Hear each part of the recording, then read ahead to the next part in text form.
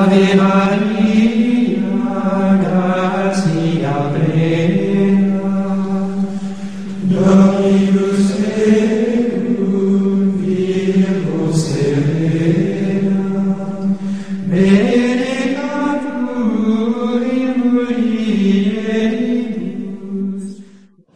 네, 참 예수님. 오늘 이렇게 진짜 많이 들어오셨네요. 네, 원래 특강이라도 여기 1층만 이렇게 차는데 뭐 2층까지도 이렇게 오셨는데요. 네. 자, 오늘 여러분들에게 좋은 말씀을 들려주실 신부님을 소개합니다. 주보에도 이미 다 나와 있습니다만은 저와 동창 신부님이시고, 그렇지만은 서품은 저보다 훨씬 이전에 81년도에 미리 받으신 신부님입니다. 그 여러 분당도 이렇게 다니셨고, 또 사목도 하셨고, 또 평화방송도 계시면서 저도 평화방송에 있었는데 그때 상무 신부님도 하셨고, 그러다가 이제 그 병이 나셔서 암에 걸려서 이제 암을 수술을 받으시고 지리산에서 산청에 내려가셔서 투병 생활을 하셔서 지금 완쾌되셔가지고 현재는 요양 사목을 진행을 하고 계십니다. 그리고 뿐만 아니라 또 피정 이런 센터 같은 것도 지금 건립해서 피정도 지도하고 계시고요. 또 지금 현재 또 여러 분당을 다니시면서 또 이런 당신의 체험담 이런 거를 강의를 또 하고 계십니다. 사실 먼 지리산에 살고 계신 분인데 제가 이렇게 부탁을 드렸는데 아주 특별히 정말 흔쾌하게 이렇게 승낙을 해주셔서 저희 분당에 우리 정말 좋은 기회를 가지게 되었습니다. 우리 오늘 좋은 말씀을 들려주신 신부님은 이혜욱 프란치스코 신부님이십니다. 예, 여러분들에게 소개해드립니다. 큰 환영의 박수 부탁드립니다.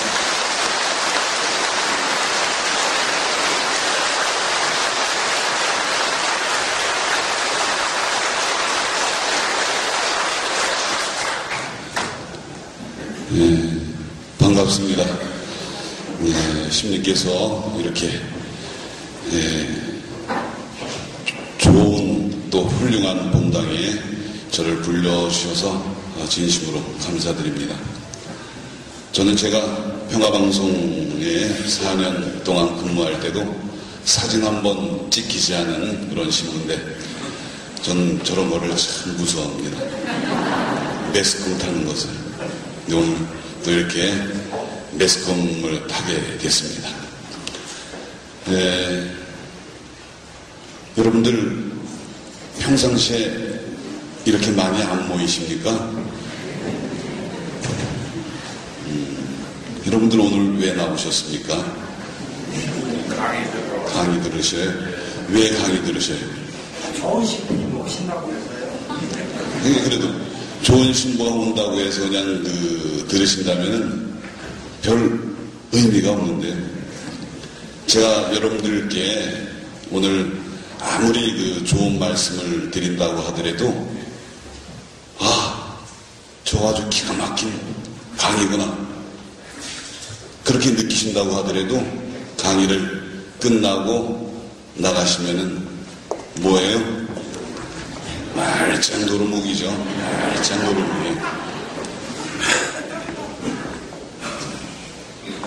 제가 원래 한 강의를 이렇게 시작하면 한 3시간은 제가 해야지 자세하게 다 이렇게 말씀드릴 수 있는데, 오늘 1시간 반이 저에게 주어졌습니다. 하여튼 주님께서 이 시간 이끌어 주시리라 믿고, 또 우리 아버지이신 하느님의 뜻이 이 자리에서 또 여러분들 안에 이루어지기를 간절히 바랍니다. 저는 신앙생활을 50여 년 해왔습니다. 태어나서 유아세례 받고 지금까지 신앙생활을 해왔으니까는 국민학교 때 학교 옆에가 성당이었고 성당이 저의 놀이터였습니다. 3학년 때 천년성취를 받고 4학년 때 견진성사 받고 고등학교 때부터 신부가 되려고 소신학교 들어가서 소신학교 3년, 대신학교 6년, 그리고 몸에 병을 얻고 지뢰산에 들어가기까지, 신부가 돼서 들어가기까지 24년. 그러니까는 신부생활 24년, 신학교 생활 9년, 합하면 어떻게 되죠? 30년이 훨씬 넘죠? 어렸을 때부터 하느님, 주일학교에서 수녀님한테 하느님에 대한 이야기를 듣고 또 집에서 어머니한테 하느님에 대한 이야기 많이 듣고 성당 안 나가면 혼나고 이런 생활을 수십 년을 해왔습니다. 여러분들은 지금 신앙생활 얼마 동안 해오셨습니까? 아마 60년, 70년 이상 해오신 분들도 여기 적지 않으실 것입니다. 근데 신앙생활하는 목적이 무엇입니까? 하느님을 찾아 얻고 하느님의 뜻대로 살아가는, 그래서 정말 우리가 이 세상을 살지만은 하느님 때문에 행복하고 하느님만이 나의 존재 이유가 되는 그런 생활을 해 나와야 되는데, 여러분 지금 행복하십니까? 행복하셔요? 네, 어떤 때는 행복하셨다가 어떤 때는 또 불행도 느끼시고 그러시죠? 맨날 행복한 게 아니시죠? 제가 다 알고 있습니다. 근데 진정으로 하느님을 찾아 얻으면은, 소위 하느님을 소유하면은 더 행복할 수밖에 없어요. 다른 사람이 고통이라고 생각하는, 또 심지어는 불행 속에서도 행복할 수가 있어요. 서당계 몇 년이면 풍어를 읊는다고 그러죠. 3년이면 똥개도 풍어를 읊어요. 근데 여러분들 하느님에 대한 풍어를 지금 읊고 계십니까? 제가 사는 곳은 여러분들이 잘 알고 계시는 지리산 청학동 서당 많은 그 마을 바로 옆에 아주 가깝습니다. 2km뿐이 안 떨어져 있어요. 거기서 살고 있는데 우리 동네에 사는 개들은 다 글자를 읽습니다. 지나가다가 사제 휴양원 이름이 평화로운 집인데 평화로운 집이구나 해서 들어와서 많이 놀러오고 또 이 집 가면은 먹을 것이 있겠구나, 주인이 나를 사랑해 주겠구나 알고 많이들 찾아옵니다. 다람쥐도 찾아오고 쪽제비도 찾아오고 어떤 때는 멧돼지도 찾아옵니다. 온갖 동네 개리 목줄 불러주면 다 우리 집으로 옵니다. 근데 저는 그렇게 수십 년의 세월을 지냈고 신앙을 생활을 해왔고 또 신학교 사제 생활을 해왔는데 하느님을 지식으로만 알았지 진짜 하느님은 몰랐습니다. 우리가 수십 년을 신앙생활을 해오면서도 정말 하느님을 소유한 이런 삶을 살지 못하고 또 그것조차도 문제의식을 느끼지 못하는 신앙생인들이 얼마나 많은가. 제가 그렇게 살아왔습니까? 그리고 문제의식을 느낀다고 하더라도 이게 뭐 다들 그렇게 사는 게 신앙생활이지 하면서 자신의 신앙생활에 변화를 주려고 노력조차도 하지 않습니다. 정말 수십 년을 신앙생활해갖고 해왔는데도 하느님을 소유하지 못하고 항상 하느님과 떨어지는 이런 신앙생활을 하면 그것처럼 불행한 일은 없을 것입니다. 여러분들이 지금까지 해오시던 그런 신앙생활을 계속해 나갈 것인가? 아니면 정말 내가 하느님을 한번 안 사람으로서 정말 새로운 그런 신앙생활을 해 나갈 것인가? 그 결단을 내리셔야 됩니다. 그 결단은 빠르면 빠를수록 좋은 것입니다. 그런데 왜 수많은 신앙인들이 수십 년을 신앙생활을 해왔지만은 하느님을 얻고 하느님 때문에 정말 이 세상의 삶이 행복하고 이 세상에서부터 하느님 나라의 삶을 살아가지 못하는가? 저는 그 이유는 신앙생활을 해 나간다고 하면서 신앙이라는 것이 무엇인지 잘 모르기 때문에 또 누가 잘 가르쳐주는 사람이 없기 때문에 지식의 하느님을 가르쳐줘도 정말 그 하느님이 어떤 분이고 어떻게 하느님을 믿으면은 정말 이 세상을 기쁘고 행복하게 살아나갈 수 있는가를 가르쳐주지 않기 때문에 신앙이라는 것이 무엇이죠? 한자로 신은 무슨 신입니까? 믿을 신이죠. 그리고 앙은 무슨 앙이에요? 우러를 앙, 앙모할 앙. 그래서 하느님이 존재하신다라는 사실만 믿는 것이 신앙이 아니라 하느님이 존재하심을 믿을 뿐만 아니라 더 나아가서 하느님을 우러러 사랑해야 돼. 하느님을 우러러 사랑하지 못하면은 신앙생활을 한다고 말할 수 없습니다. 하느님을 믿고 하느님을 사랑할 때 비로소 그때 하느님과의 관계가 맺어지는 것입니다. 하느님이 존재하심을 믿는데 하느님을 사랑하지 않으면 하느님과의 관계가 형성되지 않았고 또 그런 관계는 어떤 누구나 다 할 수 있는 그런 하느님과의 관계를 맺을 수 없는 것입니다. 하느님을 반드시 사랑해야 하느님과의 관계를 맺을 수 있는 것입니다. 하느님과 우리 인간 간의 관계가 무엇입니까? 부부 간의 관계가 뭐죠? 부부 간의 관계가 사랑의 관계예요. 사랑의 관계. 부모와 자녀의 관계가 뭐죠? 사랑하는 관계. 하느님과 우리 인간의 관계도 사랑의 관계 아니면 아무것도 아니에요. 여러분이 여러분의 배우자를 믿고 사랑했기 때문에 혼인으로서 부부 관계가 이루어진 것입니다.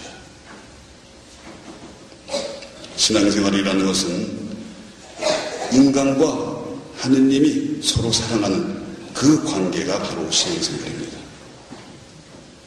우리 인간이 사랑을 느낄 수 있는 것은 우리 안에 사랑이 심겨져 있기 때문입니다.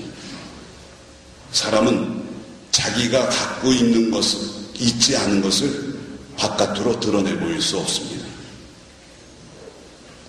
사랑이 어떻게 우리 인간 안에 심겨지게 됐죠? 창세기 1장 27절에 이렇게 나와 있습니다. 하느님께서는 이렇게 당신의 모습으로 사람을 창조하셨다. 사랑 자체이신 하느님께서 당신의 모습으로 우리 인간을 창조하셨기 때문에 우리 안에 사랑이 심겨져 있는 것입니다. 이 감시를 만든 사람, 이 안에는 이 감시를 만든 사람의 혼이 여기 심겨져 있습니다. 어떤 작품이든지 사랑 자체이신 하느님이 우리를 정말로 사랑으로 만들어 주셨기 때문에 우리 안에 사랑이 심겨진 것입니다. 우리가 잘 아는 말씀, 요한일서 4장 16절에 하느님은 사랑이십니다. 사랑이신 분이 우리를 창조하셨기 때문에 우리 안에 사랑이 심겨진 것입니다. 하느님이 왜 우리 안에 사랑을 심어주셨습니까? 잘 알고 있죠, 여러분들이? 하느님을 사랑하고 하느님이 만드신 다른 사람들을 사랑하라고, 하느님에 대한 사랑과 인간에 대한 사랑 때문에 우리 안에 사랑을 심어주었습니다. 루카복음 10장 27절에 어떤 율법교사가 예수님을 시험하려고 이렇게 질문을 합니다. 스승님, 제가 무엇을 해야 영원한 생명을 받을 수 있습니까?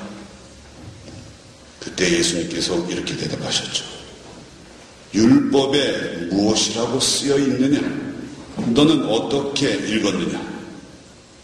그러니까 이 율법 교사가 네 마음을 다하고 내 목숨을 다하고 내 힘을 다하고 내 정신을 다하여 주 너의 하느님을 사랑하고 네 이웃을 너 자신처럼 사랑해야 한다 라고 쓰여 있습니다. 이렇게 대답하니까는 예수님께서 율법 교사에게 어떻게 말씀하셨습니까?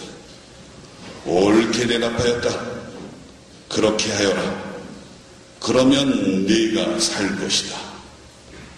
하느님을 온 마음을 다해서 하느님을 사랑하고 내 이웃을 사랑하라. 그러면 네가 영원한 생명을 얻을 것이다. 우리가 다 잘 알고 있는 이야기죠. 우리가 다 잘 알고 있는 이야기. 그런데 여러분은 하느님을 진짜로 사랑하십니까?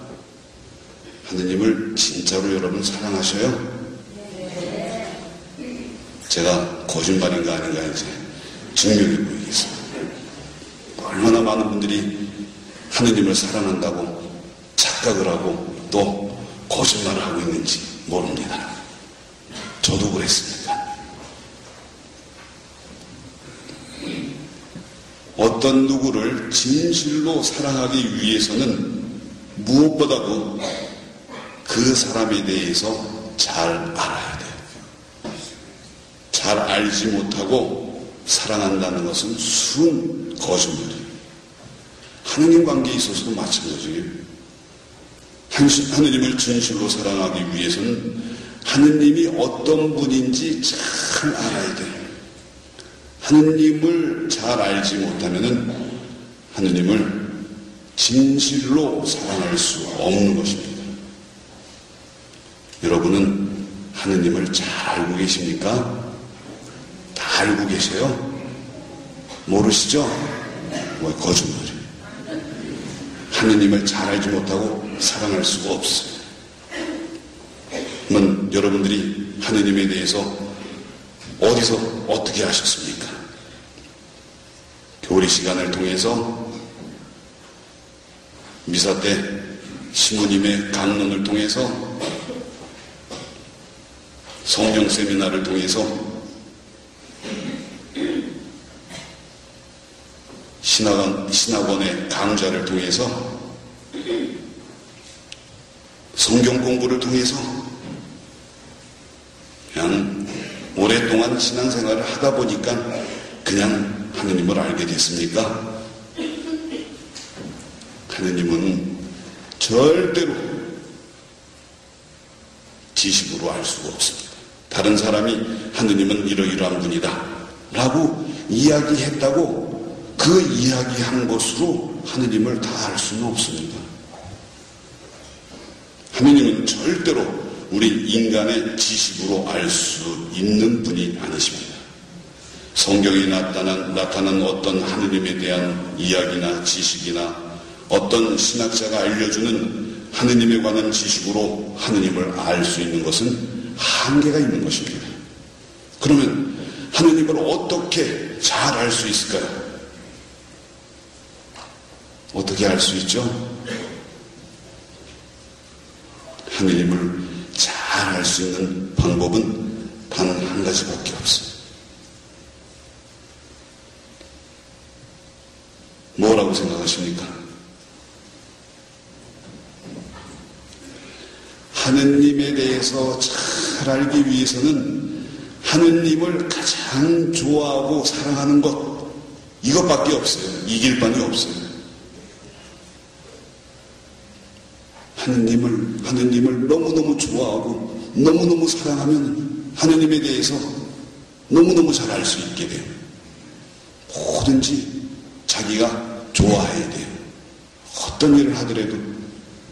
여러분, 신앙생활 아주 여러분들이 즐기면서 아주 너무너무 즐겁게 합니까? 행복하게? 신앙이란 하느님을 믿고 사랑하는 일이고, 하느님을 믿고 사랑하기 위해서는 하느님을 잘 알아야 되는데, 하느님을 잘 알기 위해서는 하느님을 사랑해야 된다는 말이 이해가 가십니까? 네, 다행이십니다. 그러면은 하느님을 사랑한다는 말과 하느님을 안다는 말과 똑같다는 이야기도 사실이라고 생각하십니까? 맞습니다. 사랑하는 일은 아는 일이에요. 무엇에 대해서 아는 것은 사랑하는 일이에요. 둘이 똑같은 말입니다. 하느님을 참으로 사랑하면은 하느님을 알게 됩니다. 하느님이 당신을 열어 보여주시고 날이 갈수록 더욱더 잘 알게 해주십니다. 그래서 신앙생활이라는 것은 하느님을 아는 일이며 하느님을 사랑하는 일이고, 부부생활이란 부부가 서로를 잘 아는 일이며 서로가 사랑하는 일이에요. 부부생활이 다른 게 없어요. 맞죠? 대려사 씨. 수산나 씨. 수산나 씨 어떻게 여기 와 계셔요? 원래 여기 본당이셨어요? 불광동이잖아요. 예, 아직까지 불광동이세요? 제가 온다고 그러니까는 오랜만이죠. 제가 애미를 여기 옛날에 능곡이 있을 때 제가 이 지역 애미 대표신부였죠. 우리 수산나 씨 부부하고. 제가 잘 알아요. 그래서 이불 속 얘기도 제가 다 알고 있어요. 너무너무 많이 들어서 외울 정도였어요. 부부 생활이란 다른 게 아니에요. 부부가 서로를 알아가는 일이에요. 알아갈수록 더 사랑을 하게 됩니다. 하느님을 알기 위해서는 마찬가지로 지식으로서가 아니에요. 하느님은 살아계신 하느님이기 때문에 사랑에 의해서 하느님을 알 수 있게 되는 겁니다. 하느님은 우리를 너무너무 잘 알고 계셔요. 너무너무 잘 알고 계신다는 것은 달리 무슨 말이에요? 우리를 너무너무 사랑하시기 때문에 너무너무 잘 알고 계셔요. 근데 우리는 하느님을 잘 몰라요. 왜? 하느님을 사랑하지 않기 때문에. 부부가 진실로 서로를 사랑하면 서로를 너무 잘 알게 돼요. 속속들이 다 알게 돼요. 그래서 정말 사랑하는 부부는 척하면 뭐예요? 척하면 착이에요. 눈빛만 봐도 알아요. 제가 10년 넘게 우리 애미 부들하고 굉장히 가깝게 지내서 제가 다 알아요. 근데 부부가 수십 년을 살아왔어도 서로를 잘 모르면은 그 부부는 서로 사랑하는 부부가 아니에요. 척하면 착이 돼야 되는데 척하면 멍. 그리고 척했는데 엉뚱한 것을 해줘요. 또 엉뚱한 것을 원하고. 우리가 하느님을 진실로 사랑하지 않기 때문에 하느님이 우리에게서 무엇을 원하는지, 무엇을 해드리기를 원하는지 몰라요. 우리가 엉뚱한 짓만 하는 거예요. 엉뚱한 짓.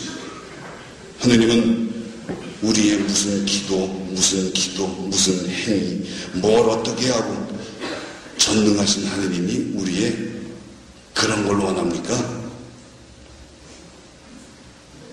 그런데도 우리는 엉뚱하게 하느님이 원하는 걸 해드리지 않고 정말 엉뚱한 신앙생활을 해요. 제가 그렇게 살아오던 신부 중에 아주 대표적인 신부였습니다. 저는 그것을 뭐라고 표현하냐면은 미저리적 신앙이라고 이렇게 표현합니다.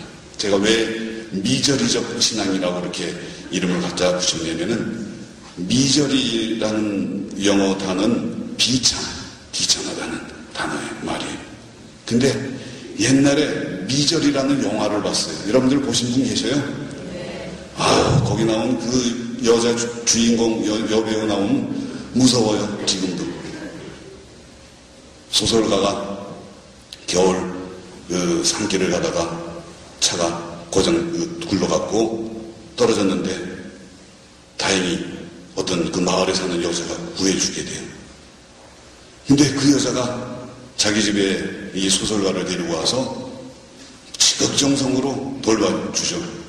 그런데 소설가는 자기 의도대로 자기 뜻대로 소설을 써야 되는데 이 여자가 줄거리를 막 바꾸라고 그래요. 자기 의도대로, 자기 뜻대로. 얼마나 비참합니까? 그러고 말 안 들으면 그냥 도망가려면 막 죽이려고 그러고 뭐 말도 못해. 아직까지 그 여자 얼굴이 이렇게 떠오르면 무시라고요.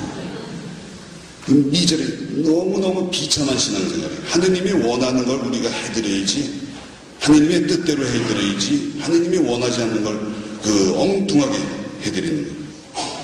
제가 그래서 제 카페에 이런 글을 올렸습니다. 나는 기도를 이렇게 생각한다 라는 제목으로.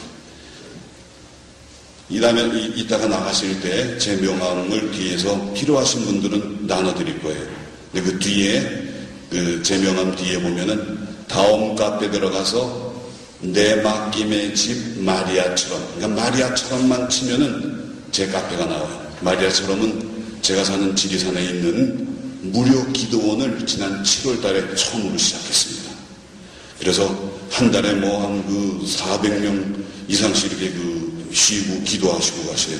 여러분들 산에 가갖고 무료로 재워주는 그런 기도원, 천주교 기도원 들어보셨습니까? 지리산 청학동에 가면은 무료로 거기 들어가서 미리 예약을 하면은 3박 4일 그냥 쉬고 가실 수 있게 해드려요. 물론 밥은 거기 식당에서, 공동식당에서 자신이 해 드셔야 돼요. 근데 평신도들을 위해서 이렇게 해드렸는데 요즘은 수녀님이 더 많아요. 성가소 비네오 수녀님들 다녀가셨어요. 수녀님도 오셔요. 거기 제 카페 들어가면요. 제 카페에 들어가면은 하느님을 사랑하는 사람은 그 카페의 팬이 돼요. 제가 드리는 말씀이 진짜인가 아닌가 보셔요. 하느님을 사랑하지 않으면은 그 카페 글 재미없어요. 전부 하느님에 관한 이야기이기 때문에. 근데 하느님을 사랑하는 사람은 희한하게 그 카페를 알고 가르쳐드리지 않아도 그 카페 들어와서 하느님을 소유해요. 놀라워요. 일반 다른 카페들처럼 한번 가입하면은 영원한 회원이 되는 게 아니라 다 잘라요. 제가 한번 가입했다가 한 달 만에 안 들어오면 다 잘라요. 전 숫자가 중요한 거 아니에요. 그리고 들어와서 3달 동안 안 들어오면 또 다 잘라요. 계속 하느님을 사랑하지 않는 사람 회원수 늘려가고 제가 우리 카페 몇 명 전 그런 건 싫어합니다. 그 카페에 제가 조심스럽게 나는 기도를 이렇게 생각한다 라는 글을 썼는데 앞부분에 이렇게 썼어요. 혼날까봐. 이 글은 낮은 차원의 글이니 기도를 정복하신 기도의 최고수들께서는 읽지 마시기 바랍니다. 기도의 고수는 이걸 읽으시면 안 돼요. 오히려 기도의 최고수가 이 글을 읽으면은 그 고수 자리를 빼앗겨요. 여기서 저는 이렇게 대강 썼습니다.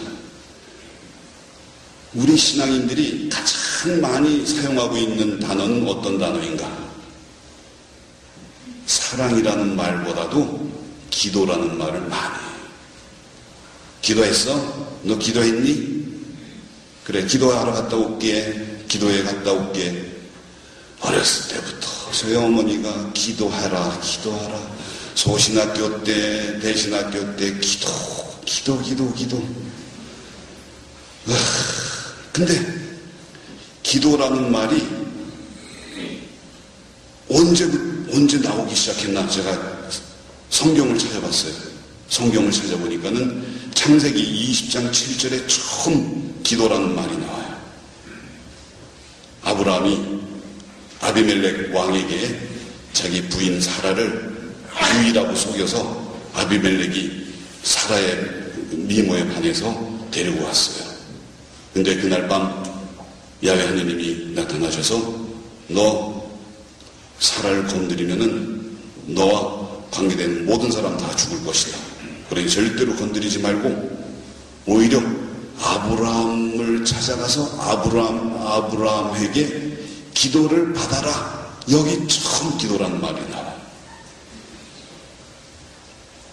그리고 성경이 뒤로 갈수록 기도라는 말이 늘어나기 시작하다가 신약 성경에 오면은 기도라는 말이 많이 나와요. 그리고 우리 초대 교부들도 기도에 대해서 많이 이야기했는데 기도라는 것은 과연 어떤 말인가? 왜 기도가 생겨나게 됐는가? 의문점이 들었어요. 기도는 어떤 단어가 생겨날 때 생겨나게 된 배경이 있는데 기도가 왜 생겨났는가? 생각해 보니까는 기도의 한자 기자는 뭡니까? 빌다 할 때. 저는 많이 들어오던 단어도 이게 무슨 뜻일까? 더 뜻을 알기 위해서는 국어사전과 옥편과 영어사전, 라틴어 사전, 히브리어 사전, 이 사전을 찾아봐요. 그러면 아주 정확하게 그 뜻이 나와 있어요. 그리고 우리가 잘못된 뜻으로 잘못된 말을 쓰고 있는 경우도 적지 않더라고요. 근데 기도라는 말을 찾아봤더니 빌다 할 때 도는 무슨 도자입니까? 도는 우와 선생님 잘하시네.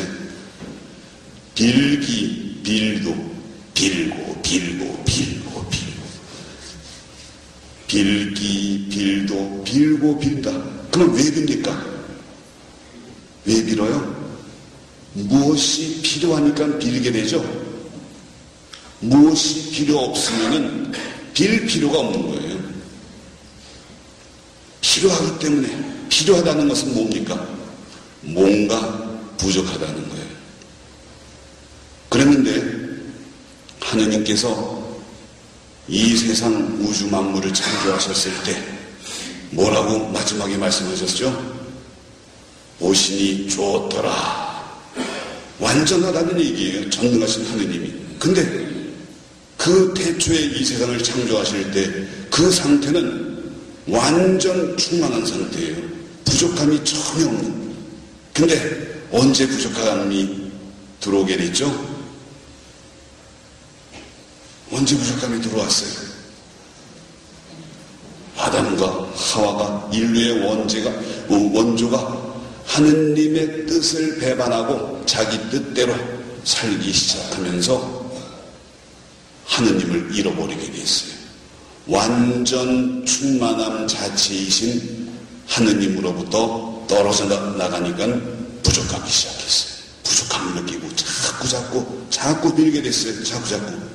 그래서 기도라는 것은 부족함이 많은 사람은 자꾸 기도할 수밖에 없어요. 뭐도 해주세요. 이것도 해주십시오. 주님 저것도 해주십시오. 맨날 뭐가 이렇게 필요한지 맨날 와서 빌어요. 달라고. 근데 우리 천주교 신자들은 그래도 다행이에요. 가장 싸게 비니까. 제가 산속에 살다 보니까 거기 무당들이 많은데 무당한테 큰 거 해달라고 빌 때는 어떤 때는 집안집값도 나가야 돼요. 여러분들 불교 신자들 백일 기도할 때 억 단위도 바쳐요. 개신교 11조 하죠. 여러분들은 미사임을 오늘 얼마나 하셨죠? 그래도 복 많이 받으셨어요. 여러분들은 천주교 신자들은. 그런데도 자꾸 뭘 해달라고 계속 빌어요. 제가 기도라는 것은 정말 빌 게 없는 상태를 회복하는 것, 즉 하느님을 찾아 얻는 것. 그러면 그게 기도가 필요 없는 상태고, 기도는 하는 게 아니에요. 기도는 살아가는 겁니다. 하느님을 소유하고 하느님 사랑하면서 살아가면 그게 기도예요. 매일 미사 참례에 어떤 분은 본당에 가면 그러죠. 어느 회장님은 수십 년부터 우리 본당 그 초기부터 비가 오나 눈이 오나 바람이 부나 아침 새벽 미사 열심히 수십 년을 나오고, 근데 집에 가면은 그 회장님의 할머니가 별로 안 좋아해요. 또 집안에서는 별로예요. 매일 미사 참례하고, 또 어떤 분은 매일 묵주기도를 15단씩 20단씩 바쳐요. 그리고 있는 대로 욕은 다 먹고 다녀요. 매일 묵주기도 열심히 하고 미사 참례 열심히 하고, 어떤 분은 퇴근해서 또 집에 돌아가기 전에 성체조배 1시간 2시간 꼭 하고 가는데도 직장에서 맨날 손가락질 당해요. 제가 미사하지 말고 묵주기도 하지 말고 성체조배 하지 말고 그러라는 얘기는 절대로 아닙니다. 하느님이 우리 부족한 인간이 꼭 묵주기도 15단 20단 매일 미사 참례 해드린다고 하느님이 기뻐하십니까? 하느님이 원하는 걸 해드려야죠. 이사야서 1장 13절에 더 이상 헛된 재물을 가져오지 마라. 이제 분양 연기도 나에게는 역겹다. 하느님을 진실로 정말 사랑하지 않으면서 맨날 묵주기도를 15단씩 때리고 매일 뭘 하는 것 같고 하느님이 기뻐하실 전능하신 하느님이십니까? 뭘 하는 기도는 우리가 불교 못 따라갑니다. 불교는 전부 얼마나 하는 기도예요. 불교 기도는 우리는 자꾸 불교식으로 자꾸 많이 하려고 그래요. 정말 하느님을 진실하게 사랑하는 그것이 바로 참 기도입니다. 하느님을 향한 진실한 사랑만이 참 기도이고 하느님을 가장 기쁘게 해드리는 것입니다. 여러분, 부부가 서로 사랑한다는 그런 부부가 뭘 선물만 자꾸 사랑하지 않고 선물만 자꾸 사다 주면 행복하고 기쁩니까? 아니죠. 선물보다 사랑하는 것을 더 기뻐해요. 사랑하면 모든 것이 다 해결돼요. 얼마 전 저는 그 마태오복음 6장 33절의 말씀을 주님께서 지혜를 주셔서 깨우쳐 주셨어요. 여러분들이 잘 아는 말씀, 너희는 먼저 하느님의 나라와 그분의 의로움을 찾아라. 그러면 이 모든 것도 곁들여 받게 될 것이다. 마태오복음 6장 33절의 말씀 잘 아시죠? 근데 그 의로움을 전에까지는 그냥 하느님의 정의, 정의로움 이런 차원에서 생각했는데 그게 아니다. 어떤 깨달음을 깨우침을 주셨냐면은 하느님께 의로운 사람은 하느님의 의로움을 찾아라. 그분의 의로움을 찾아라라는 그 말의 뜻은 하느님이 우리를 사랑해 주는 것 같이 너희도 나를 사랑해달라. 의 있는 사람은 이렇게 해주면은 이렇게 갚아줘요. 의리 없는 사람 받고 나서도 저만 알아요. 그렇죠? 하느님의 의로움을 찾아드리는 사람은 의리 있는 사람이에요. 의리 있는 사람이 하느님이 우리를 사랑하면은 우리도 하느님을 사랑해드려야 돼요. 그게 의리 있는 사랑이지. 그래서 하느님의 그분의 의로움을 찾아라. 그러면 나머지도 모든 것을 다 곁들여 받게 될 것이다. 하느님뿐만 아니라 하느님의 모든 것도 다 받게 된다는 겁니다. 하느님을 소유하면은 이 세상 어떤 무엇도 다 받을 수 있다는 그런 이야기입니다. 그러면은 하느님을 어떻게 사랑할 수 있는가? 제가 전하는 영성을 내맡김의 영성이라고 제가 이렇게 표현을 하고 있습니다. 내맡김의 영성, 내맡기다. 하느님께 자신의 모든 것을 다 내맡겨 드리면은 하느님이 진실로 기뻐하시고 좋아하시고 그럴 것 같습니까? 그럴 것 같지 않습니까? 다양한 모든 것 사랑하는 사람은 달라고 하지 않아도 자신의 모든 것을 다 사랑하는 사람을 위해서 내주고 싶어요. 내줘요. 그냥 주는 게 아니라 내줘요. 내맡김. 그러면은 내맡김이라는 말은 도대체 무엇이냐? 내맡기다. 맡기다 하고 내맡기다 하고는 엄청난 차이가 있습니다. 맡기는 것은 맡겼다가 찾아올 수 있어요. 여러분들의 돈 은행에 맡겼다가 여러분들이 필요할 때 찾아오죠? 이게 맡기는 거예요. 근데 내 맡기는 것은 한 번 맡기면 영원히 찾아올 수가 없는 게 내 맡기는 거예요. 그래서 이 내맡기다라는 말을 다른 한자로 표현하면 어떻게 돼요? 위탁이에요. 위탁. 어떤 분들은 하느님께 의탁, 또 어느 성인의 의탁의 기도도 있죠. 의탁은 의지할 의예요. 힘들면 좀 기댔다가 힘이 생기면 다시 일어났다가 기댔다가 이게 아니에요. 위탁은 그래서 제가 요거를 이렇게 해갖고 다니는데 맡길 위는 이거예요. 계집녀 발에 머리가 벼화자예요. 한자는 뜻글자이기 때문에 이게 왜 만들어졌나? 남존여비가 강한 그런 사회에서 이 한자 말이 만들어졌는데 여자는 자고로 지 애비인 남편에게 익은 벼처럼 고개를 숙이고 항상 순종하면서 사는 게 여자다. 그래서 완전히 맡길 위. 내맡기다는 완전히 맡기는 것입니다. 접두어 내, 맡기다의 접두어 내는 구어사전을 찾아봤더니 두 가지 뜻이 있어요. 아주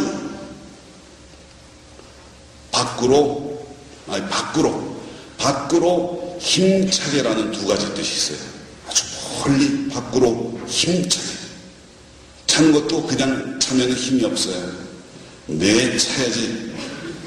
쫓는 것도 쫓으면 다시 돌아올 수 있어요. 완전히 내쫓아버려야 돼요. 그래서 내맡기다라는 그 말을 구사전에서 찾아봤더니 놀랍게도 두 가지 뜻이 있어요. 내맡기다. 아주 맡겨버리다. 국어사전 찾아보셔요. 집에 가셔갖고 아주 맡겨버리라. 그리고 한 가지는 되는 대로 내버려 두다. 이야, 기가 막혀요. 내가 이 여자를 사랑해서 결혼했어요.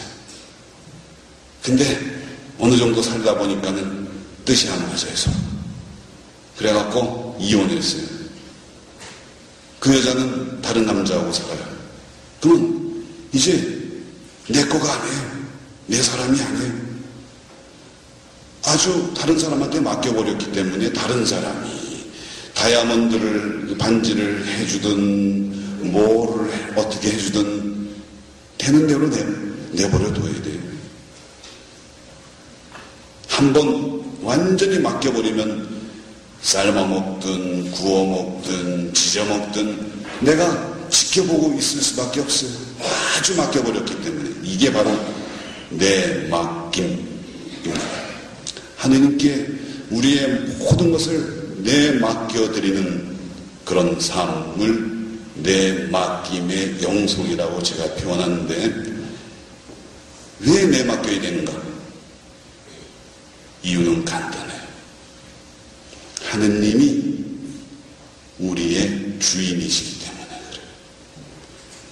하느님은 우리를 창조하신 나의 주인님이시라는 사실 한 가지만 교리 시간에 가르쳐서 그것만 예비자들이 알면은 다른 건 저절로 알게 돼요. 근데 교리 시간 6개월, 1년이 가도 지식으로는 그거를 하느님이 우리를 창조하셨다, 인간을 창조하셨다 아는데, 지식으로는 아는데 진짜로 하느님을 나의 주인으로 인정하는 그런 삶을 살아가지 못하고 있어요. 여기서 신앙생활에 문제가 없는 것이고 불행한 신앙생활을 할 수밖에 없는 것입니다. 나의 모든 것은 다 하느님의 것이에요. 여러분들의 배우자는 누구의 것입니까? 여러분들의 것이죠? 이제 대답을 잘못하시네. 대답을 잘못하셨다는 그 틀린 대답이니까.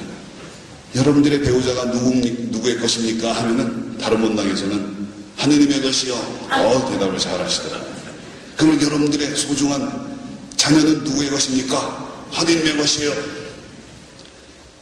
그리고 여러분들의 소중한 재산은 누구의 것입니까? 하느님의 것입니다. 다 내놓으세요. 못 내놓으면 그 말로만 하는 거예요. 정말로 하느님의, 나의 모든 것이 하느님의 것임을 인정하는 사람은 하느님이 설령 나의 사랑하는 아들도 교통사고를 통해 갖고 데려가시더라도 주님 정말 제 가슴은 찢어지게 너무너무 아픕니다. 그러나 당신의 것이기 때문에 기어이 내드리겠습니다. 이게 하느님을 주인님으로 모시는 사람이에요. 인정하는 사람이에요. 근데 아까 미사 후에 성모상 무슨 기도했어요? 예? 성모상 건립이요? 성모상 인간 돈 내라는 기도 아닙니까? 네, 이런 거 필요했을 때 하느님 모든 것은 당신의 것입니다 하면 기꺼이 여러분들 통장 털어갖고 내드려야 돼요. 근데 내드리지 못하면서 하느님, 주님 너희가 주님 한다고 다 하늘나라에 들어가는 것은 아니라 어떤 사람이 들어간다고 그랬죠? 하느님의 뜻을 실행하는 사람이라야 하느님 나라에 들어간다고 예수님이 분명히 말씀하셨어요. 하느님의 나의 모든 것 주님의 것입니다. 그것을 다시 한번 새롭게 인정해드리고 주님 앞으로는 제 뜻이 아니라 오로지 당신 뜻, 하느님의 뜻대로 살아가겠습니다. 라고 그 결심을 봉헌하는 것이 내맡김의 봉헌이라고 저는 표현합니다. 내맡김의 봉헌. 실제로 제가 약 1년 전부터 제 강의를 듣고 그 굳은 결심을 봉헌한 분들이 지금 300명이 넘어요. 정말로 주님, 저의 모든 것은 당신의 것입니다. 당신이 원하시면 언제든지 제 목숨도 저의 모든 것, 당신이 저의 주인이시기 때문에 원하신다면 언제든지 기꺼이 내드리겠습니다. 그리고 저는 제 뜻대로가 아니라 당신 뜻대로 살아가겠습니다. 이 굳은 결심을 하고 미사 때 그 결심을 봉헌하는 거예요. 저 카페에 들어가면은 저희 카페 봉헌문이라고 있는데 그 봉헌문을 저한테 오지 않으셔도 여기서 미사님을 그 액수가 중요한 것이 아니라 미사님을 자기를 봉헌하는 미사님을 봉헌하고 미사 전에 그 봉헌문을 읽고 주님 정말 오늘 저는 저의 모든 것을 당신의 것으로 인정합니다. 당신은 저의 주인이십니다. 주인님이신 하느님, 저의 모든 것을 당신께 내맡기고 앞으로는 제 뜻이 아니라 당신 뜻대로 살아가겠습니다. 결심을 하고 내맡기면요, 주님께서 오셔갖고 내 안에서 살아주셔요. 갈라디아서 2장 20절의 말씀, 이제는 내가 사는 것이 아니라 그리스도가 내 안에 사시는 삶을 내가 살아나갈 수 있어요. 지금 제 얘기를 듣고 다른 그 자신의 모든 것을 내맡기는 그런 분들의 삶을 통해서 놀라운 하느님의 역사가 일어나고 있습니다. 그러면은 제 강의를 듣고 오늘 여러분들 중에서도 분명 나오실 거예요. 제가 가는 곳마다 어떤 때는 주님이 인도해 주셔가지고 7, 80명이 한꺼번에 이렇게 미사가 있는 경우에는 그렇게 그 시간에 봉헌을 해갖고 주님께 내맡깁니다. 어떤 때는 개인적으로 이렇게 주님께 내맡기실 수도 있고, 저는 여태까지 소신학교 때부터 예수님의 성경 말씀 중에서 2가지가 불가능한 말씀이라고 제가 생각하는 말씀이 있었는데, 하나는 좀 전에 말씀드린 이제는 내가 사는 것이 아니라 그리스도가 내 안에 사는 삶을 어떻게 우리 인간이 살아갈 수 있는가? 이거는 하느님으로부터 뽑힌 소수의 성인들만 가능한 삶이지 나 같은 놈은 그런 삶을 못 살아. 이렇게 생각했어요. 또 한 가지는 마태복음 5장 48절의 말씀, 하늘에 계신 너희 아버지께서 완전하신 것 같이 너희도 완전한 사람이 되어라. 어떻게 완전한 사람이 돼?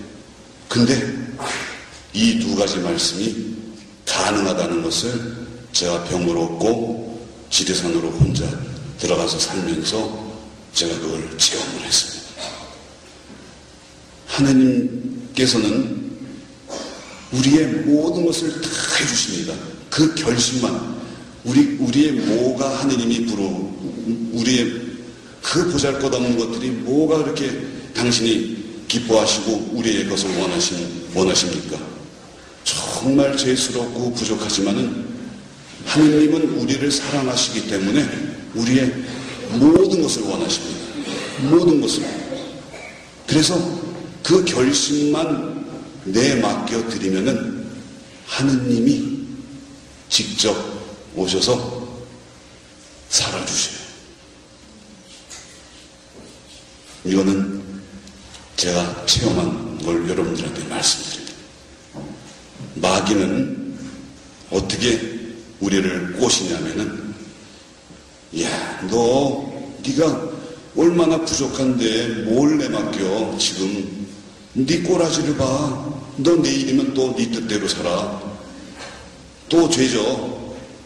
이제 여러분들 판공성사 가보셨죠? 판공성사 보고 이제 영원히 죄 안 짓고 거룩하게 살아가죠? 여러분 뜻대로 아니라 하느님의 뜻대로 살아가죠? 이제 구세주 빨리오사 지나고 성탄, 성가 열심히 하고 이제 조금 지나면은 또 고해성사 가셔야 돼요. 우리가 하느님 뜻대로 고해성사 보고 이렇게 거룩하게 하느님의 뜻대로 살려고 노력하다가 조금 지나면 또 내 뜻, 하느님 뜻, 내 뜻, 하느님 뜻, 내 뜻. 죽을 때까지 그러죠. 그러다가 마지막 병자성사 받고 그때는 영원히 하느님 뜻이죠. 이렇게 사는 것이 우리들의 신앙인들의 보편적인 그런 삶의 모습입니까? 아닙니다. 벗어날 수가 있어요. 완전히 여러분들의 부족함, 주님, 저의 부족함과 죄스러움마저도 당신께 완전히 내맡겨드립니다. 제가 내일 제 뜻에 떨어진다고 하더라도 제가 저의 모든 것을 지금 이 시간 당신께 저의 모든 것을 봉헌합니다. 하면은 주님께서 여러분들의 결심이 100%라면은 100%를 다 받아들여 주셔요. 100%를. 여러분들의 자녀를 키울 때 생각해 보십시오. 여러분들의 품에 있는 아기가, 여러분들의 자녀가 똥 싸고 오줌 싸고 앵앵거린다고 미워합니까? 아니죠. 힘들기는 해도 똥 싸고 오줌 싸고 앵앵거려도 사랑스러워요. 하느님 앞에 우리 인간이 죄짓고 부족함 투성이라고 하더라도 저의 모든 것을 당신께 맡깁니다 하면은 죄스러움과 부족함마저도 주님이 다 받아주셔요. 여러분들의 결심이 정말 굳은 결심.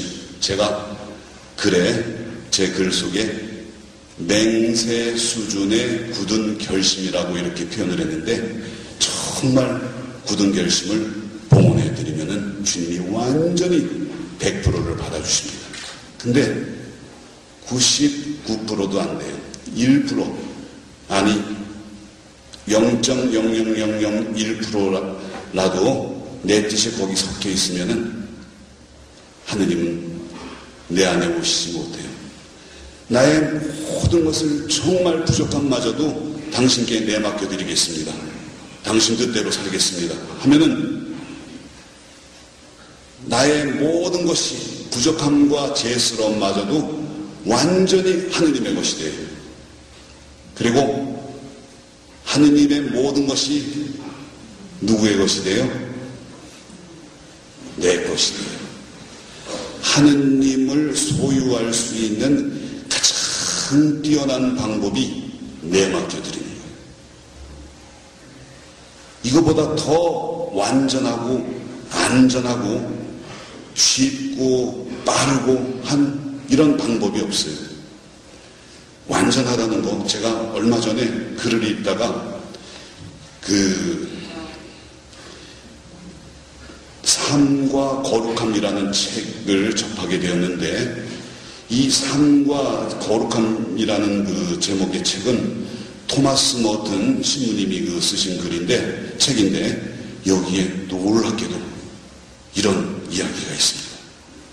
현세에 있어서 우리에게 가능한 완전함이라는 것은 어떤 것인가? 매 순간 하느님께 직접 향하는 그런 완전함은 아니며, 심지어 반의도적으로 저지른 경미한 죄를 모두 피하는 것을 의미하지 않는다. 그렇다면 무엇인가? 완전함이라는 것, 너희가 완전한 사람이 되어라라는 그 예수님의 말씀. 우리의 생각과 욕구와 행동이 적어도 그분께로 향하기만 한다면은, 그리고 우리의 사랑이 순수해지도록 봉헌이 온전한 것이 되도록 가능한 한 힘껏 노력한다면은, 그때 우리는 우리의 온 마음과 온 영혼과 온 힘을 다해 하느님을 사랑하는 것이다. 무엇보다도 완전함은 하느님께 대한 전적인 믿음과 그분의 자비로운 섭리와 사랑에 모든 것을 맡기는 것을 말한다. 이렇게 나와 있어요. 우리가 부족하더라도 완벽하게 완전함이라는 것은 우리가 늘 부족함 속에서도 하느님을 향한 그 사랑, 그 사랑을, 하나님에 대한 사랑을 향해 있으면은 속으로 완전한 생활을 한다는 이런 이야기로 저는 받아들입니다. 그리고 정말로 거룩함의 마지막 단계는 십자가라는 명백한 바보짓에 자신을 기꺼이 내놓는 것, 확신에 찬 즐거움으로 자기 자신을 포기하는 것이다.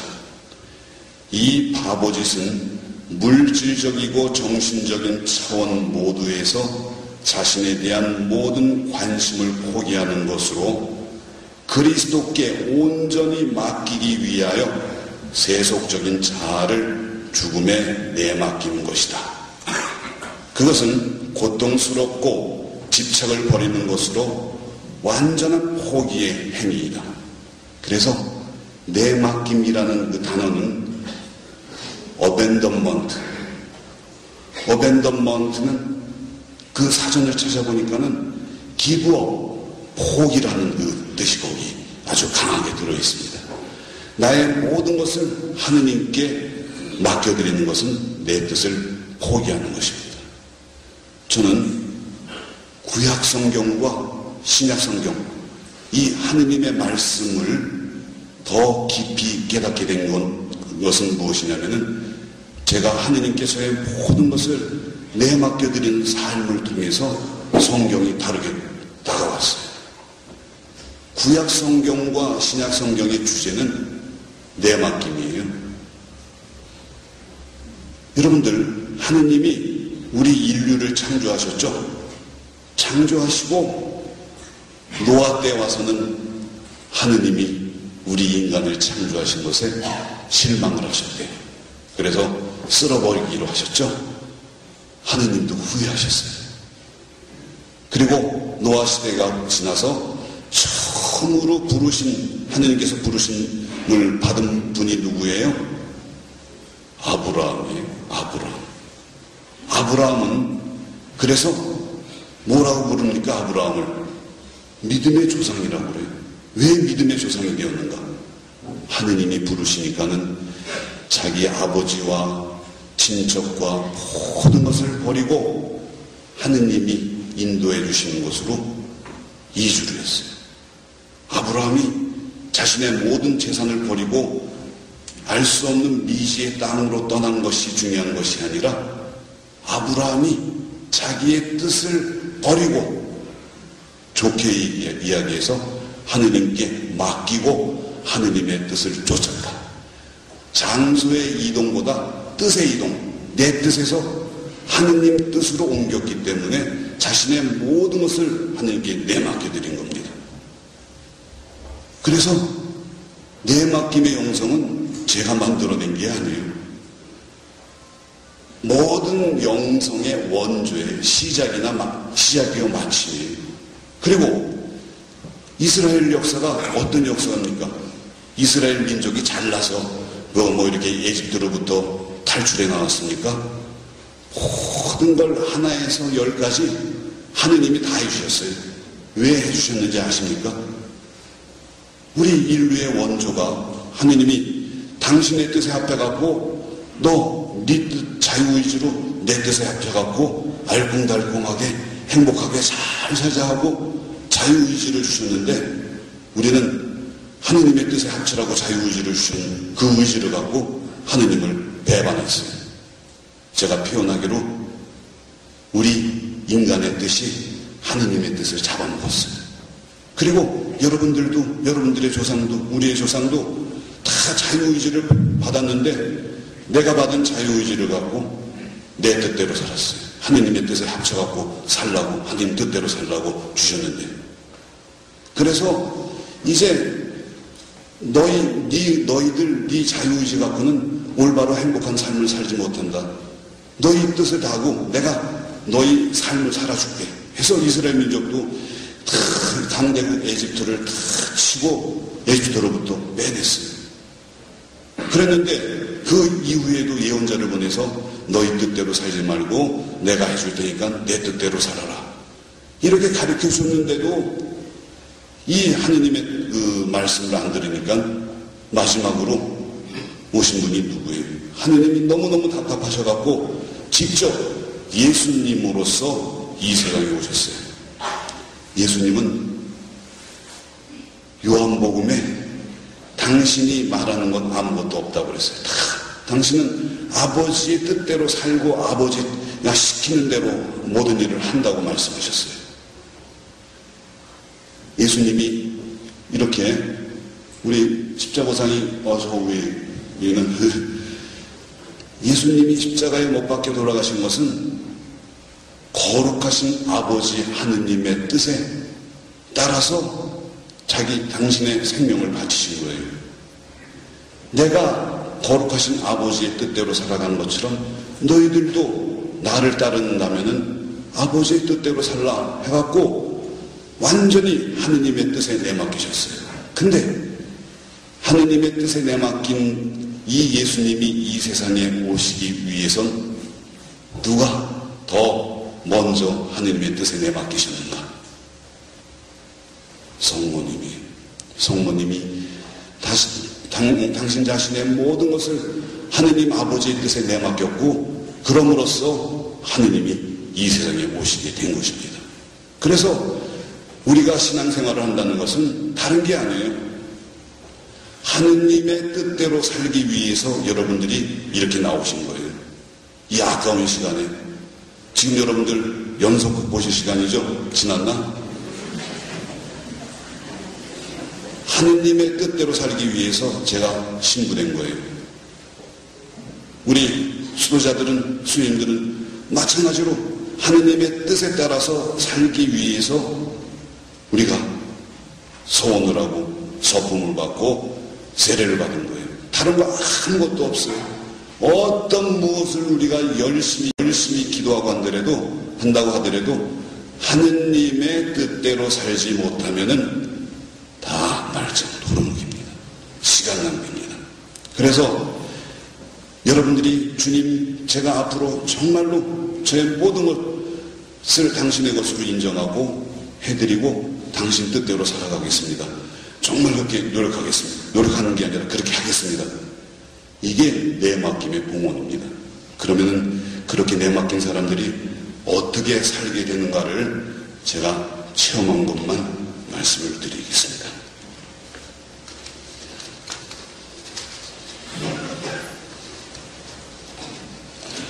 하느님께 자신의 모든 것을 완전히 다 내맡기고 하느님의 뜻대로 살아가는 사람들은 무엇보다도 제가 시간이 이제 얼마 안 남았기 때문에 제가 요약을 해서 말씀드리겠습니다. 하느님께 자신의 모든 것을 완전히 다 내맡겨드리면은 자신의 어떠한 것에서도 두려움이 없어져요. 죽음에 대해서도 고통에 대해서도 두려움에서 해방입니다. 저는 옛날 군종신부 때 교통사고 나서 죽다가 살아날 정도로 이렇게 뇌수술까지 다 했습니다. 근데 항상 어렸을 때부터 죽음에 대해서 묵상하고 사는 사람이 열심한 사람이라고 그런 가르침을 받아갖고 여러분들 그렇지 않습니까? 항상 죽음에 대해서 묵상하라 11월 달만이 아니라. 근데 교통사고 그런 경험이 있기 때문에 장거리 여행 갈 때 또 비행기 탈 때 항상 죽음에 대한 두려움이 있었습니다. 이것도 옛날처럼 교통사고 나갖고 이게 잘못되면 어떻게 해. 근데 주님께 저의 모든 것을 완전히 다 내맡긴 그런 결심을 하고 그렇게 살아가니까는 그 죽음에 대해서 전혀 두려움이 없어요. 나의 부족함과 죄스러움마저도 하느님께 완전히 다 100% 내맡겨드렸는데 내가 비행기 타고 가다가 비행기가 폭파한다고 하더라도 나의 모든 것을 주님께 다 내맡겼는데 나의 주인님이신 하느님께서 어린이 다 알아서 해주시겠는가 하고 어떤 미래에 대한 두려움이 없어져요. 내일에 대해서 생각하지 않습니다. 그리고 하느님께 모든 걸 다 완전히 내맡긴 사람은 내일에 대한 계획을 세우지 않습니다. 이게 어디 현대를 살아가는 사람이 무슨 그런 소리를 다 해? 일주일을 계획하고 한 달을 계획하고 1년을 계획하고 살아야지. 그게 현대를 살아가는 사람의 자세지. 무책임하게 어떻게 계획도 안 세우지 않고 살아가? 근데요, 하느님께 모든 걸 내맡기고 내가 내 생각을 하지 않고 계획을 하지 않으면은, 세우지 않으면 하느님이 당신의 지혜를 떨어뜨려 주시고 하느님이 직접 계획을 세워주셔요. 이걸 한 번, 두 번 체험하면은 내가 세운 계획이 또 내가 생각하는 그 생각이 얼마나 보잘것없는지를 체험하니까는 점점 하느님께 모든 걸 더 내맡기게 돼요. 자꾸 이제는, 과거에는 정말 나의 지식과 나의 경험과 나의 모든 것을 생각을 다해서 일을 해나갔어요. 저는 우리 여기 주임 스님하고 친구지만은 석품 빨리 받았다고 그랬죠. 빨리 출세를 했어요. 또 세속적인 현지에서 잘 나갔어요. 잘 나가니까는 이거는 하느님 뜻대로 살겠다고 약속한 제가 하느님의 뜻이 어디에 저의 지식, 저의 경험 이런 걸 총동원해서 모든 걸 일을 처리했어요.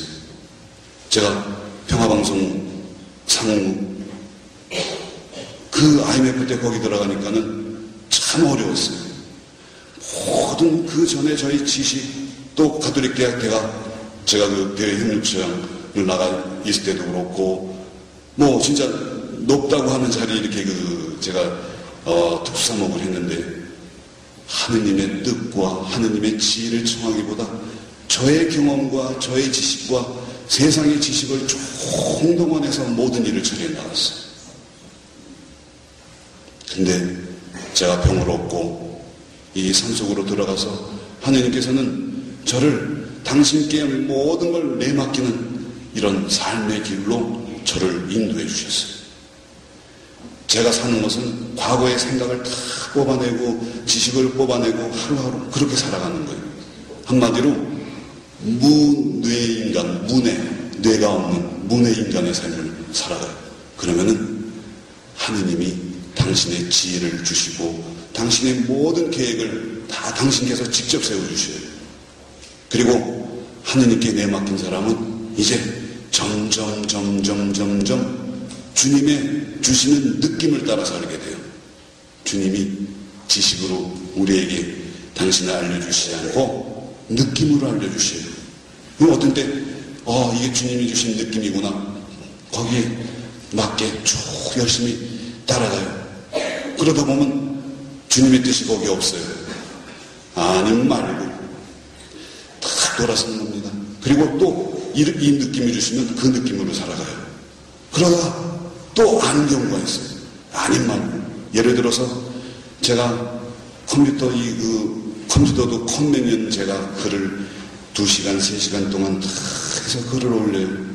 제가 제 카페에 올린 글은 정말 주님께서 아침에 제 영을 열어주셔서 당신의 지혜를 똑 떨어뜨려 주실 때만 그 글이 가능한 겁니다. 저는 과거에 강론 그런 거 잘 하지도 못하는 신부였어요.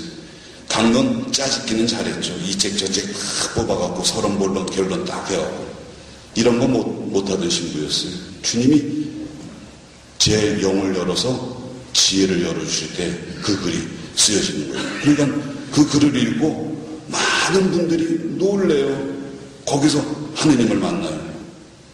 지혜를 무장시켜 주셔요.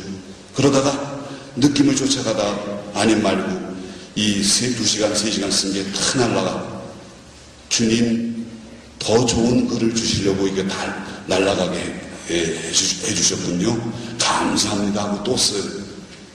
정말로 생각지도 못했던 그런 좋은 글이 나와요. 주님 감사합니다. 주님께 내맡긴 사람을 주님이 훈련시켜 주셔요. 순종. 일어나는 모든 일은 하느님의 뜻이다. 그 뜻에 충실하라고 주님이 가르쳐 주셔요. 그러다 보면 나중에는 주님이 영감을 주셔요. 영감. 하느님을 사랑하는 사람이 하느님과의 대화법은 영감이에요. 처음 주시는 것은 느낌, 필링이라고 그러죠. 느낌을 나중에 아닌 말고가 다 없어지고 나중에 주시는 느낌은 영감이에요. 인스피레이션, 영감으로. 주님이 영감으로 음성을 주시고 거기에 대한 응답은 해드리면 주님이 주신 대로 살면 되는 거예요. 놀랍습니다. 제 말을 따라서 자신의 부족함과 죄스러움까지도 완전히 맡긴 사람들이 저처럼 그렇게 살아가요. 저는 과거에는 정말 거룩하게 살지 못하는 신부였어요. 제가 세상에서 제일 재미난 건 골프라고 생각했어요. 저 골프 싱글이었어요. 8년 동안 제가 특수사목하면서 옛날에 김추기 형님이나 강주기 형님 계실 때 다른 신부님들은 밤에 몰래 골프채 실어놓고 이렇게 골프 나갔는데 저는 아침에 골프채 싣고 이렇게 가도 이 신부 일하러 나가는구나 모르셨어요. 골프가 제일 재밌는 줄 알고 명동에 살 때 교구청에 있을 때 밥 먹으면 저는 남산에 인도아에 가서 10박스, 12박스 치고 그랬어요. 일주일에 한 번도 못 모자라서 2번 나가고 골프가 세상에 제일 재밌는 건 줄 알았는데 이렇게 하느님께 모든 것을 제 부족함과 죄스러움마저도 다 내맡고 끼고 사니까 하느님을 아는 재미가 이렇게 재미있는 재미인지 저는 꿈에서도 몰랐어요. 정말 하느님을 사랑하고 하느님에 대한 하느님을 아는 재미는 정말 진짜 재미입니다. 우리는 가짜 재미에 넘어가는 경우가 많습니다. 찰나적이고 한시적인 재미는 가짜 재미예요. 진짜 재미는 영원히 끝나지 않는 재미가 진짜 재미예요. 그래서 하느님이 그렇게 인도해 주시고 또 하느님께 완전히 내맡긴 사람은 하느님이 당신에 대한 알음을 다 가르쳐 주셔요. 놀랍게. 그래서 책도 골라주셔요. 공부하는 당신에 대한 당신에 대한 지식을 당신이 가르쳐 주시는데 낭비가 필요 없어요. 여기 어느 세미나 있으면 거기 우르르 저기 우르르 그렇게 안 몰려가도 주님이 통찰력을 주시고 모든 말을 어떤 가르침도 분별해낼 수 있는 분별력까지 주셔요. 그리고 푹 받아도 이 세상에 대한 그 어떤 무엇에도 이제 눈이 안 가고 마음이 안 가요. 왜? 저 자신의 부족함과 죄스러운 모든 것을 다 주님께 내맡겨 드렸고 내가 없어지고 주님이 나의 것이 되었기 때문에 주님을 소유했는데 뭘 다른 이 세상 어디에 눈길이 갑니까? 하느님께 모든 걸 내맡기면 아까 말씀드린 대로 하느님을 소유하고 이 세상 다른 어떤 것들도 다 곁들여 받게 됩니다. 이게 순서예요. 하느님을 얻는 게 제일 처음이고 이 순서를 어기지 않으면 우리가 신앙생활을 얼마나 기쁘게 할 수 있는지 정말로. 그리고 무엇보다도 하느님께 자신의 모든 것을 완전히 다 내맡겨 드린 사람은 죄로부터 멀어지게 돼요. 죄로부터. 하느님의 것이 되었기 때문에 과거에는 내가 부족함과 죄스러움이 있다고 하더라도 나의 것이었어요. 그 죄스러움과 부족함이. 근데 이제는 주님께 자신의 모든 것을 내맡기는 그 봉헌을 통해서 나의 부족함과 죄스러움이 이제 하느님의 것이 되었어요. 그 봉헌이 과거에는 내 뜻에 발당구 살다가 하느님 뜻 고해성사 보고 내 뜻 죄짓고 고해성사 보고 하느님 뜻 이렇게 살았는데 이제는 완전히 하느님 뜻에 내 발을 담고 하느님 뜻, 내 뜻, 하느님 뜻, 내 뜻, 하느님 뜻, 내 뜻. 점점 내 뜻에 발 담그는 것도 줄어들고 절대로 내 다리가 찢어지지가 않아요. 하느님이 완전히 내 뜻에 떨어진다고 하더라도 하느님이 허락을 해주시는 겁니다. 하느님께 자신의 모든 것을 완전히 그 굳은 결심 하나만 내맡기면은 그 순간 하느님의 씨가 내 영혼 안에 떨어집니다. 요한 1서 3장 6절의 말씀. 그분 안에 머무르는 사람은 아무도 죄를 짓지 않습니다. 하느님의 씨가 그 사람 안에 있기 때문입니다. 라는 말씀대로 내 영혼 안에 하느님의 씨가 떨어져서 나날이 조금씩 자라납니다. 그러다가 어느 때 왕창 자라나요. 우리 인간의 씨는 자궁에 착상돼서 나날이 조금씩 9달 간을 자라납니다. 근데 하느님의 씨가 자라는 방법은 모양은 나날이 조금씩 자라나다 때로는 왕창 자라납니다. 만일 주님께 자신의 모든 것을 내맡김에 봉헌을 한 사람이 오늘 봉헌 미사를 해서 완전히 자기의 뜻을 내맡겼어요. 그러면 내일 교통사고로 내가 죽는다고 하더라도 내 영혼에 떨어진 하느님의 씨가 왕창 자라나서 예수님을 심판주로 뵙게 돼요. 우리 인간의 씨가 9달 반 나날이 조금씩 자라나면은 자궁을 꽉 채우면은 세상으로 태어나죠. 그것처럼 내 영혼 안에 하느님의 씨가 떨어져서 나날이 조금씩 자라다 왕창 자라나갖고 내 영혼을 꽉 채우면 그때 죽음을 통해서 우리가 하느님을 만나게 됩니다. 예수님이 나에게 심판주로 다가오시는데 예수님이 나를 다 가만히 들여다보시다가 얘야, 넌 어쩜 이렇게 꼭 나를 닮았느냐 하고 안아주시면서 영원한 영생의 길로 들어갑니다. 저는 이걸 확신을 합니다. 우리 인간이 거룩하게 사는 것은 한계가 있어요. 죄 짓지 않으려고 발버둥쳐도 거기서 헤어나올 수가 없어요. 우리 인간의 한계가 거기니까. 그래서 우리의 모든 것을 주님께 완전히 다 내맡겨드리면 하느님의 나를 그렇게 거룩한 삶으로 이끌어 주세요. 이렇게 쉬운 길이 있는데 왜 그 결심을 안 내맡깁니까?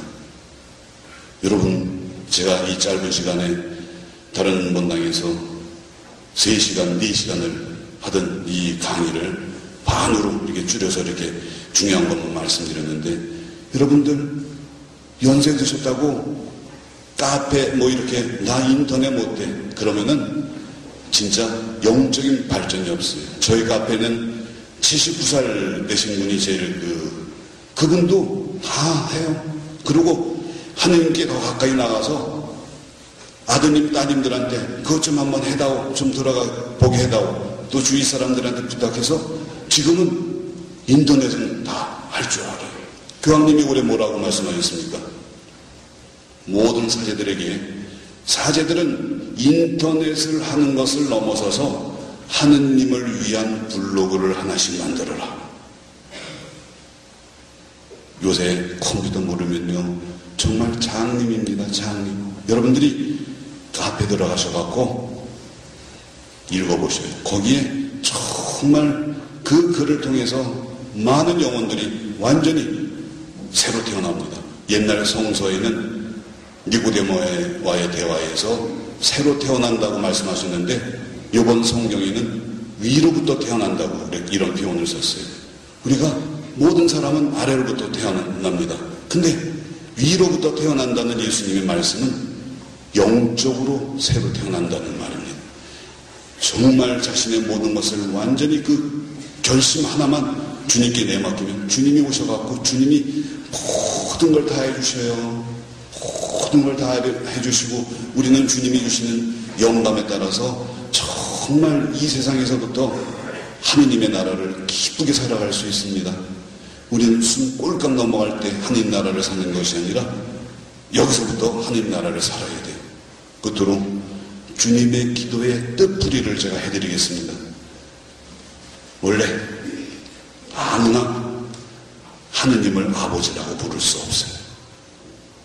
하느님을 아버지라고 부를 수 있는 사람은 어떤 사람이겠습니까? 아버지의 뜻대로 사는 사람. 여러분들 가끔 그런 소리 들으시죠? 너 이놈 애비 말도 안 듣고 너 네 뜻대로만 살고 너 정말 창피해서 못 살겠다. 너 이 애비의 얼굴에 이렇게 먹칠 아버지 네 애비의 이름에 먹칠을 하고 다녀. 너 이놈 호적에서 빼버릴 거야. 그런 거 들어보셨죠? 왜? 부모의 뜻대로 살지 못하는 자식이 그게 자식이에요. 마찬가지로 하느님의 뜻대로 사는 사람은 하느님을 아버지라고 부르세요. 하느님의 이름을 빛내는 사람이에요. 하느님의 이름을 빛내는 사람이 누구냐? 하느님 뜻대로 사는 사람이에요. 그만 마치라고 그러는데 네, 이제 마치겠습니다. 그 하느님의 뜻대로 사는 사람은 하느님 아버지의 이름을 거룩히 빛내는 사람이고, 하느님 아버지의 이름을 빛내고 하느님 아버지의 뜻대로 사는 사람은 그 나라가 임해요. 아버지의 나라, 하느님 나라가 여기 오셔갖고 하느님 나라를 살 수 있어요.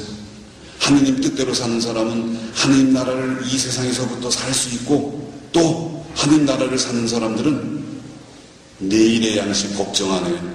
다 먹여주시는데 주님이 일용할 양식, 오늘 양식에만 주님 감사합니다 하고 그냥 기쁘게 살아가요. 또 그리고 이 세상에서부터 하느님 나라를 사는 사람은 나에게 잘못한 남편, 아내, 자녀들의 또 이웃의 잘못을 쉽게 용서해 줍니다. 그리고 죄나 유혹, 악이 잘 안 떨어져요. 하느님이 다 보호해 주셔요. 이게 주님의 기도의 뜻풀이에요. 그리고 여러분들이 정말 주님의 뜻대로 산다면은 여러분들의 얼굴에서 하느님 빛이 나와요. 제가 보면은 야, 우리 천주교 신자 얼굴들 빛이 잘 안 나요. 이게 딱 보면은 여러분들 항상 입꼬리 올리세요. TV에서 봤죠. 하느님 여기 여러분 정말 하느님 오시면은 얼굴이 달라져요. 저 이거 많이 좋아진 겁니다. 하느님 때문에 아직 많이 더 좋아져야 되겠지만 하느님 때문에 너무너무 기뻐요. 하느님은 정말 믿는 것이 아니라 하느님의 사랑은 우리 인간의 순수한 사랑과 맞닿아 있어요. 이렇게 맞닿아 있어요. 제가 이거 방송에 찍혀서 안 되는데 제가 한 여성을 정말 사랑해 본 적이 있습니다. 너무너무 보고 싶어요. 이 머릿속에서 이 마음에서 떠나가지 않아요. 너무너무 부모가 내 자식을 정말 순수하게 사랑하는 그 사랑과 하느님의 사랑은 맞닿아 있어요. 한 여성이 한 남성을 순수하게 사랑하는 그 사랑과 하느님 사랑은 맞닿아 있습니다. 거기서부터 하느님의 사랑이 피어나기 시작합니다. 곱해요. 하느님은 저 멀리 계신 분이 아니라 이 가까이 계셔요. 하느님을 사랑하면은 정말 하느님 때문에 너무너무 감사하고 정말 하느님 때문에 눈물을 흘리고 하느님 때문에 행복하고 모든 게 하루 종일이 아니라 꿈에서도 하느님이 떠나지 않아요. 하느님을 떠나지 않게 하는 방법이 바로 화살기도입니다. 여러분들 화살기도 정말 이 화살기도를 제가 이끌어준 화살기도가 3개가 있는데 여러분들 그 중에 두 개를 성가로 만들었습니다. 하나는 제가 아파서 산에 들어가고 혼자 이렇게 사는데 너무너무 감사해요. 주님 어떻게 저 같은 놈을 이런 아름다운 곳으로 이렇게 보내주셨으니까 정말 저는 병을 주신 하느님께 너무너무 감사드렸어요. 제가 병이 아니었다면 하느님을 이렇게 만나지 못했어요. 정말 주님 감사합니다. 감사합니다가 저의 모든 기도였어요. 석 달 이상 입에서 정말 감사함을 느끼니까 감사합니다라는 말뿐이 안 남아요. 주님 감사합니다. 주님 감사합니다. 주님 감사합니다. 너무 감사합니다. 주님 감사합니다. 그 다음에 한 3개월 후에는 내가 그동안 믿어온 하느님은 어떤 하느님인가? 제가 살던 곳은, 처음 살던 곳은 문을 열면은 인공적인 게 제가 사는 그 집분이 안 보여요. 조그만 10평짜리 산속에. 전부 자연이, 희조물이라는 것이 처음 와닿았어요. 우주 만물을 창조하시고, 나를 창조하시고, 다스리시는 전능하시고, 자비하시고, 거룩하신 하느님 아버지로 다가왔습니다. 저는 하느님을 아버지라고 제가 처음 강하게 느낀 것이 그때 처음이었어요. 그래서 저는 너무너무 그 하느님이 당신에 대한 모습을 저에게 알려주셔서 너무너무 감사해서 기로도 이렇게 불렀습니다. 하느님을. 우주 만물을 창조하시고 다스리시는 전능하시고 자비하시고 거룩하신 하느님 아버지, 이렇게 불렀어요. 아침에 일어나서 눈 뜨면 밤에 잠자리에 들 때까지 쌀을 씻으면서도 빨래를 하면서도 이 기도가 제 머릿속을 떠나지 않았어요. 계속 우주 만물을 창조하시고 다스리시는 전능하시고 자비하시고 거룩하신 하느님 아버지, 저의 모든 것을 당신께 맡기오니 저를 이끌어 주소서. 이렇게 이 화살 기도가 3개월 이상 끊이지 않다가 나중에 세 번째로 하느님이 나의 아버지로 다가오셨는데, 제가 한 가지 부족한 것은 하느님을 사랑하는 마음이 없어요. 전 어렸을 때부터 성모님께는 열심히 기도했어요. 우리 엄마와 같은 성모님, 정말 모든 걸 다 들어주셨어요, 성모님께서. 근데 예수님은, 또 하느님은 저에게 아버지로 이렇게 안 다가왔어요. 저희 아버지 때문에. 그래서 처음으로 하느님이 아버지로 다가왔고, 주님, 제가 당신을 사랑하는 마음이 없습니다. 주님, 제가 당신을 정말 뜨겁게 사랑하게 해주십시오. 저에게 애정을 주십시오. 주님, 제가 당신을 사랑할 애정을 제 마음에 일으켜 주십시오. 이 화살 기도를 3개월 이상 했어요. 어떻게 지나고 나서 제가 따져보니까 주님께서 당신을 사랑할 뜨거운 말, 이 애정을 주셨어요. 그 다음부터 정말 하느님과의 그 사랑이 깊어지는데, 하느님과의 사랑은, 내가 하느님을 정말로 사랑한다는 사람은 내가 내 배우자를 옛날에 사랑했듯이 사랑하십니다. 그 사랑을 못 느껴보고 또 그렇게 하느님을 찾지 않으면 하느님을 사랑하지 않는 사람이라고 보시면 됩니다. 정말 정확합니다. 그리고 하느님을 사랑하는 사람은 정말 하느님께 감사드려갖고 눈물이 마르지 않아요. 하느님의 사랑을 얻기 위해서는 반드시 눈물의 강을 지나야 돼요. 그 보통 눈물이 아니라 뜨거운 눈물을 주셔요. 뜨거운 눈물을 주실 때 그 뜨거운 눈물이 내 영혼을 정화시키는 거예요. 여러분들 기름 묻어갖고 더러운 이런 그릇이 보통 미지근한 물 갖고 닦이겠습니까? 뜨거운 물로 싹 깨끗이 닦아요. 뜨거운 눈물을 주셔요. 하느님 때문에 너무너무 사랑하기 때문에 하느님이 늘 여기 오셔갖고 뿌듯해. 이 세상 다른 어떤 게 필요 없어요.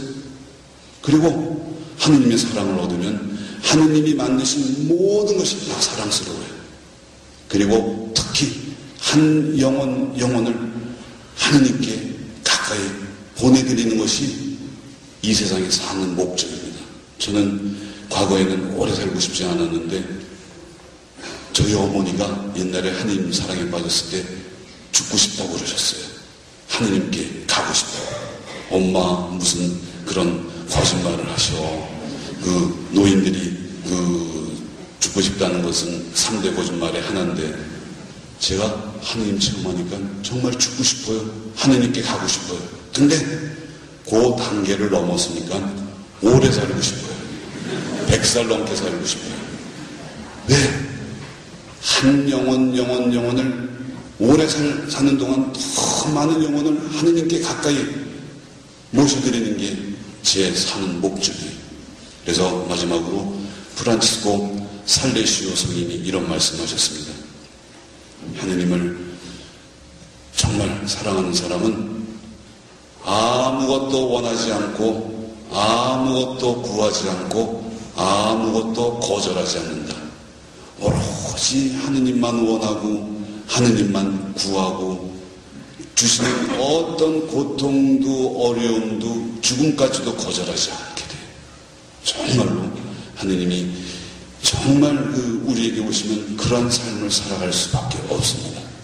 예, 이상으로 시간이 좀 지났습니다만은 제 강의를 마무리하고 제가 부족한 말씀 다 드리지 못한 것은 여러분들이 카페에 들어가시면은 여러분들이 하느님을 만나고 하느님을 소유할 수 있게 됩니다. 부디 하느님을 소유하셔서 이 세상에서부터 정말 거룩하고 기쁘고 즐거운 하느님 나라의 삶을 살아가시기를 빕니다.